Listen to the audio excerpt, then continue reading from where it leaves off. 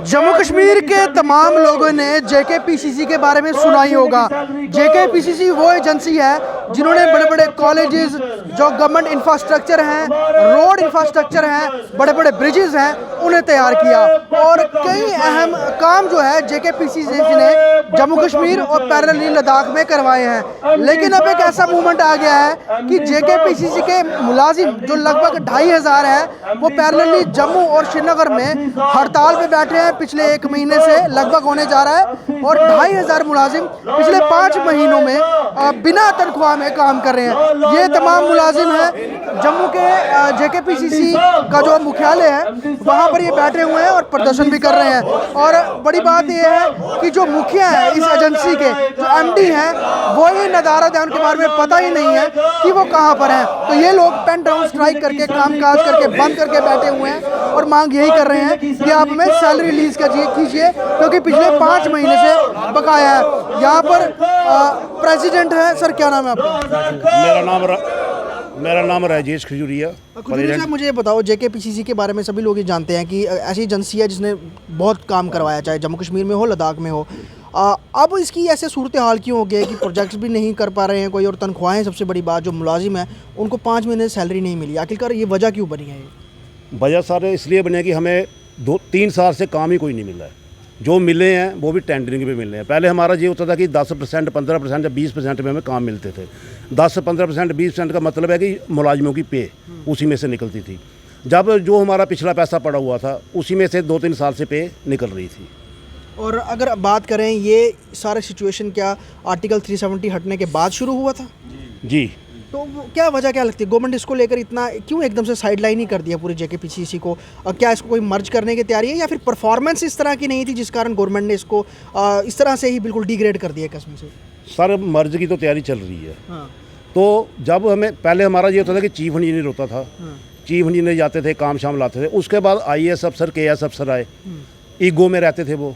उन सेक्टर में जाना अपनी ईगो में, तो उनकी वजह से काम कोई नहीं आए। तो चीफ हमारा पोस्ट ही खत्म कर दी इन्होंने। चीफ इंजीनियर की पोस्ट इन्होंने IAS KS अफसर कर दी। तो अभी के समय में कोई जेकेपीसीसी का प्रोजेक्ट कोई चल रहा है कि जम्मू कश्मीर या लद्दाख में? नहीं, अभी चल रहे हैं छोटे मोटे अभी चल रहे हैं प्रोसेस में। चल रहे हैं। उसको कैसे मॉनिटरिंग करिए? अगर आप लोग काम ही नहीं कर रहे हैं फिर उसको कैसे वॉच? वो पुराने काम है उसको, मतलब वो पुराने चल रहे हैं, नया काम कोई नहीं है वो? नया काम कोई नहीं। तो लगभग कितने, जम्मू में भी पैरेलल, श्रीनगर में भी ये चल रहा है? ये जम्मू श्रीनगर में भी एक ही फ्लैट में 1 ही महीने से हम कंटिन्यू प्रोटेस्ट पे बैठे हुए हैं। क्योंकि हम पिछले 4 महीने तो कंप्लीट हो गए, अब 5 महीने के 10 दिन रह गए, 5 महीने पूरे कंप्लीट हो जाएंगे विदाउट हम सैलरी बैठे हैं। चाहे इसमें परमानेंट मुलाजिम भी है और डेली वेजर भी है। और हमारी मैनेजमेंट से कोई गलत डिमांड नहीं है। अगर हम गलत डिमांड करते तो हम गलत थे, मगर हम अपनी जायज़ डिमांड इस टाइम मैनेजमेंट से कर रहे हैं। हमारी सैलरी और जो डेली वेजरों का गवर्नमेंट ने अप्रैल से ऑर्डर निकाला है 900, जो 225 हमें मिलता है, 75 उसको बढ़ाया था, मगर वो जेकेपीसी की मैनेजमेंट ने अभी तक इम्प्लीमेंट नहीं किया है। जबकि हर कोई ऑर्डर गवर्नमेंट का इम्प्लीमेंट होता है इस पर। तो मगर बदकिस्मती है, इस मैनेजमेंट ने वो इम्प्लीमेंट नहीं किया। आप देखिए, आपके चैनल से मैं ये कहना चाहता हूँ, क्या आप बताइए, हम 5-4 महीने से बैठे हैं, क्या हमारा घर चल रहा है? नहीं चल रहा। हमारे बच्चों को स्कूलों से निकाला जा रहा है। नोट्सें आई हैं, मैं खुद बताऊँगा, मेरा 3 दिन से बच्चा स्कूल नहीं गया है, क्योंकि टीचर्स ने वहाँ से उनको कहा कि फीस, वो शर्मिंदगी से स्कूल नहीं जा रहा है।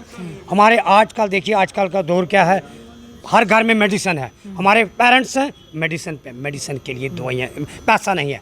और 85% यहाँ के मुलाजिमों ने बैंक से नोट से आ रही हैं, और अकाउंट सीज हो रहे हैं, बंद हो गए हैं अकाउंट। और मुझे बताइए खुदारा, मैं आपके चैनल से ये कहना चाहता हूँ, मार्केट सभी के लिए क्या, मार्केट नहीं देखता मेरे माथे पे ये 4 महीने से स्ट्राइक पे बैठा है, या ये डेली वेजर है। रेट हर के लिए है, बड़े से बड़ा, अमीर से अमीर हो, छोटे से छोटा है।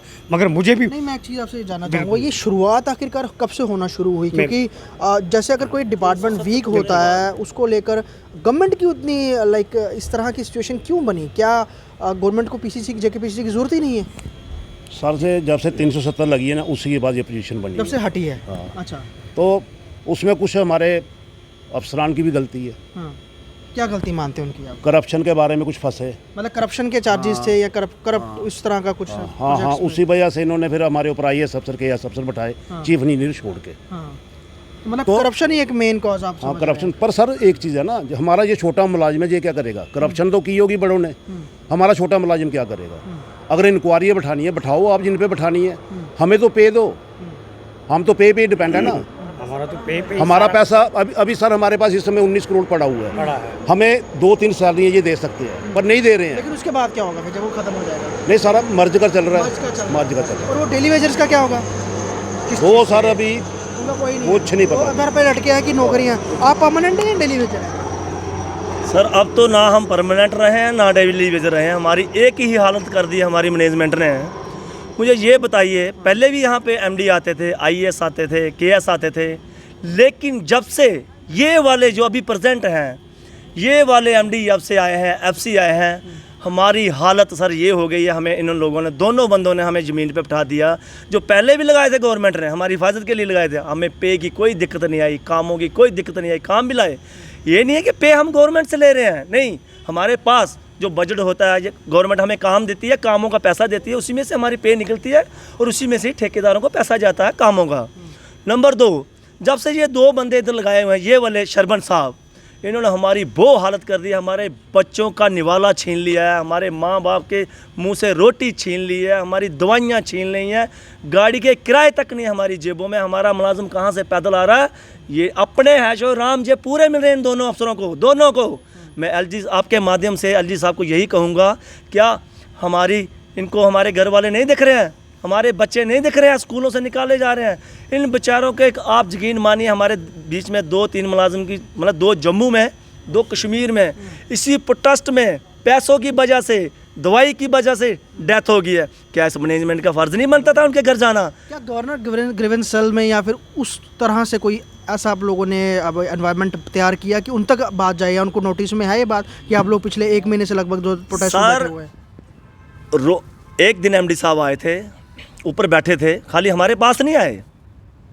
हमारे ऑफिस का टाइम है 10 से 4:30, वो 5 बजे आते हैं। क्यों आते हैं? ठेकेदार ऊपर बैठे हुए थे ऑफिस में, मैंने खुद देखा, हमारे मुलाजिमों ने खुद देखा, क्योंकि बेचारे कोई काम कर रहे थे कहीं आगे पीछे, उन्होंने देख लिया भाई ये ठेकेदार कहाँ जा रहे हैं। एमडी साहब आए हैं, एमडी साहब ऊपर गए, ठेकेदार आगे। वो ठेकेदारों से पता नहीं क्या प्रेम है उनको, ठेकेदारों से मिलने के लिए आए हैं। लेकिन पे की बात कर रहे हो सर, 5 महीने की पे क्या, हमारे पास 1 साल का पैसा पड़े, 1 साल अगर हम काम नहीं करेंगे, 1 साल की तनख्वाह हमारे अकाउंट में पड़ी हुई है। लेकिन एमडी साहब ने ये भी बोला है वो आपका पैसा नहीं है, वो पैसा है ठेकेदारों का। क्यों? ठेकेदारी क्यों प्रेमी है वो? ये आपके मुलाजिम है, ये आपकी फैमिली, इनको क्यों नहीं देख रहे हैं? आपको ठेकेदारों के बच्चे दिख रहे हैं, ठेकेदार दिख रहे हैं, अपने मुलाजिम नहीं दिख रहे हैं, उनके बच्चे नहीं दिख रहे हैं, उनके बूढ़े माँ बाप नहीं दिख रहे हैं, जो बेचारे मर गए हैं वो नहीं दिख रहे हैं। अब तो मर्ज होने की बात चल रही है ना, तो सर- परमानेंट सेटल हो जाएंगे, डेली वेजरों का क्या होगा? सर मर्ज हो रही है, हम एलजी प्रशासन का और एलजी साहब का धन्यवाद करते हैं, हमारे लिए खुशी है, उसमें मर्ज हो जाएगी, हमें यहाँ ज़मीन पे नहीं बैठना पड़ेगा, क्योंकि वो जब आ रहे हैं है या किस में जा रही है उसका हम वेलकम कर रहे हैं, शुक्रिया अदा कर। लेकिन हमें ये बताइए हमारी मैनेजमेंट हमारे लिए क्या कर रही है? हम यहाँ पे काम करने के लिए आए हैं, हम ज़मीन पे बैठने नहीं आए। देखिए बेचारा हमारा मुलाजिम, इसमें सर डेपुटेशन वाले भी हैं, उनको भी हम पे देते हैं, अपनी कमाई से पे देते हैं, ये नहीं है कि गवर्नमेंट उनको पे दे रही है। बड़े मुलाजिम हमारे पास गवर्नमेंट ने डेपुटेशन की भेजी है, उनको भी पे हम दे रहे हैं, लेकिन वो भी 5 महीने से बेचारे बैठे हैं, उनके भी अकाउंट सीज हो रहे हैं, सबके अकाउंट सीज हो रहे हैं। जिसने गाड़ी लोन लिया है, बैंक वाले गाड़ियाँ ले गए हैं, और बेचारे जो मर गए हैं उनको तो हमें बड़ा दुख है। ये दशा तो आप लोगों की ये इस तरह से ही, जब तक मर्ज नहीं होगा तब तक कोई सोल्यूशन नहीं निकलेगा, इसको लेकर आपको यही लगता है? सर वो तो अच्छी बात है सर, वो तो लाइफ के लिए है, लेकिन जब ये तनख्वाह, जब तक हमें ये जिंदा रहेंगे तो मर्च पता नहीं सर 1 महीना 6 महीने लगी, तब तक ये मुलाजिम रहेगा? आप बोलिए, भूखा प्यासा बिना पैसे के रहेगा? नहीं रहेगा, ये मर जाएगा।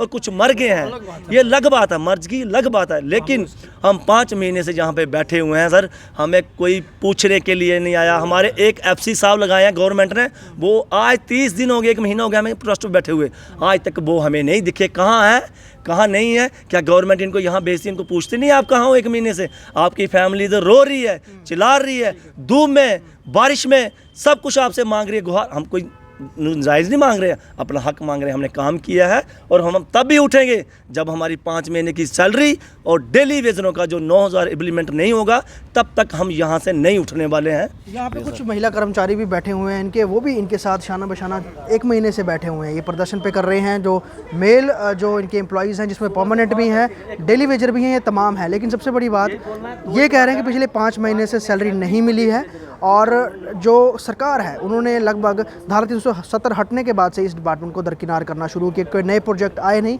हालांकि जो पहले से प्रोजेक्ट हैं वो चल रहे हैं। अब इनको प्रोटेस्ट करते हुए लगभग 1 महीना हो रहा है और आगे कब तक करना पड़ेगा। और इनके बैंक खाते जैसे ये बता रहे हैं कि वो बंद हो रहे हैं, बच्चों को स्कूल से हटाया जा रहा है, वहाँ पे उनको बिना फ़ी के जो है अलाउ नहीं किया जा रहा। वहीं जो मेडिकल इमरजेंसी है उनको लोगों में बड़ी दिक्कत परेशानी आ रही है। तो ये तमाम जो कर्मचारी जेकेपीसीसी के सरकार से ही डिमांड करें कि सबसे पहले आप वेजेस जो है, जो सैलरीज़ हैं, उसे क्लियर कीजिए, देन उसके बाद आप फर्दर जो भी निर्णय लेते हैं उसके लिए हम आपके साथ खड़े हैं। जम्मू से कौश पटेल की रिपोर्ट।